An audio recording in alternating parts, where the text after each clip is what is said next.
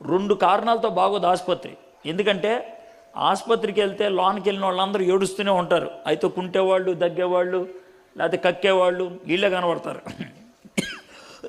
ఇదొక కారణం బాగోదంటానికి. రెండోది, ఆసుపత్రిలో వచ్చే వాసనలు చాలామంది వాంతులు వచ్చేస్తాయి. దరిద్రమైన వాసన ఉంటుంది, దరిద్రమైన వాతావరణం ఉంటుంది. కానీ ఆసుపత్రి మంచిదా కాదా? చాలా మంచిది. ఆసుపత్రి లేకపోతే మనలో చాలామంది పోయి ఉండేవాళ్ళు ఈ బయటికే. అది ఉండబట్టి బతుకున్నాం మనం, అవునా కదా? ఆసుపత్రి చూడటానికి చెడ్డది, జీవితానికి మంచిది. బైబిల్లో ఉన్నటువంటి వ్యక్తులు చూడటానికి చెడ్డోళ్ళు, దేవుడు మంచివాళ్ళని చేశాడు. అది విషయం.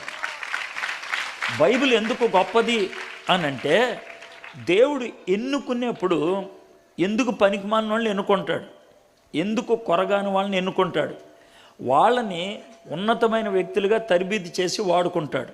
అది దేవుడు చేసేది.